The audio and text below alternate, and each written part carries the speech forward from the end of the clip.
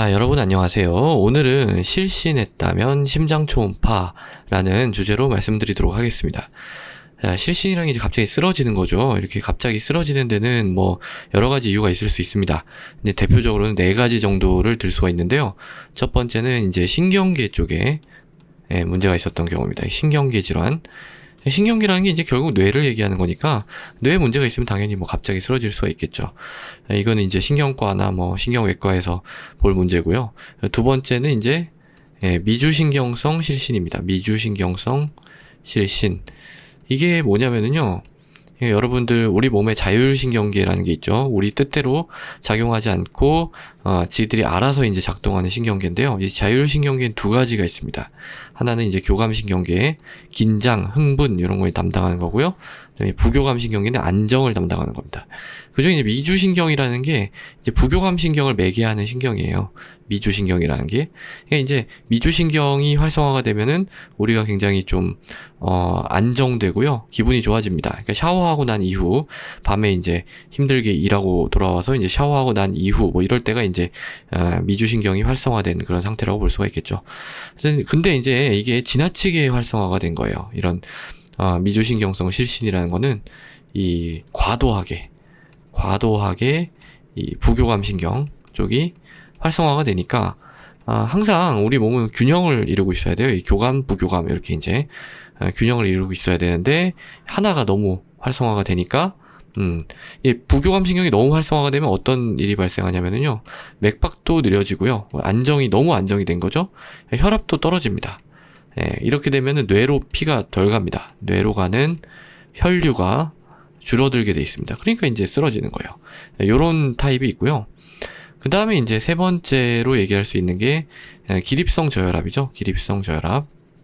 뭐 누워있다가 갑자기 일어났을 때 픽 하고 쓰러지는 거예요. 이거 이제 진단하려고 그러면은 실제로 누워있다가 일으켜가지고 이 수축기 혈압이 20 그리고 이완기 혈압이 10 이상 떨어지면은 진단이 가능합니다. 그래서 이런 식으로 또 실신을 할 수가 있고요. 근데 이제 이런 게 다 아니고요. 그냥 어떤 심장 쪽에 문제가 있어서 실신을 할 수도 있습니다. 그 대표적인 게 이제 뭐냐면은요.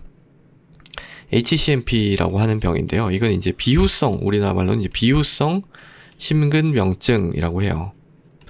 그러니까 이게 이제 뭐냐면 이 심장 초음파, 여기 초음파 사진인데요.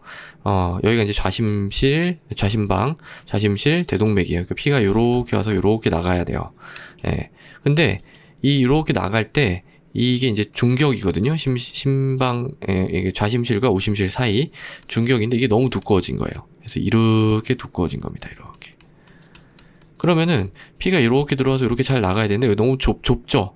좁으니까 어때요? 피가 빨리 흐르겠죠. 좁은 공간을 통과할 땐 빨리 이렇게 가거든요. 속도가 상대적 압력은 똑같으니까 속도가 빨라지는데 속도가 빨라지면 이 판막 중에 그러니까 승모판 중에 앞쪽에 위치한 승모판이 이렇게 빠른 혈류에 끌려갑니다. 그럼 어떻게 돼요?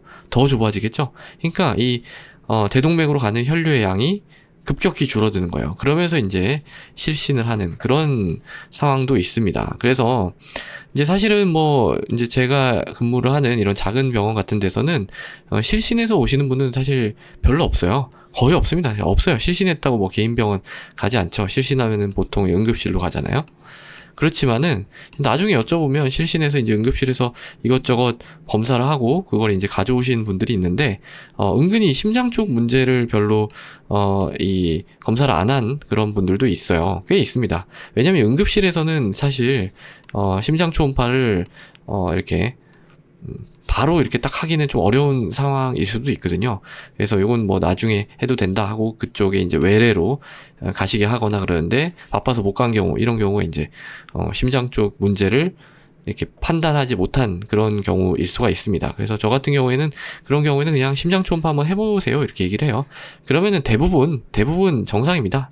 대부분 정상인데 좀 아주 일부 환자분 중에서 이런 이제 비후성 심근병증이 있는 그런 분들이 있습니다. 그런 경우에는 이제 뭔가 조치를 취해야 될 수도 있거든요. 그래서 그런 경우에는 저는 다시 대학병원 순환기내과 쪽으로 이제 의뢰를 드립니다.